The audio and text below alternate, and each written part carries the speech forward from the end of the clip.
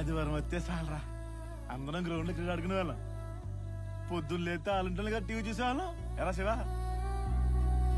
pump సెట్కి ఎంత ఆనాలు,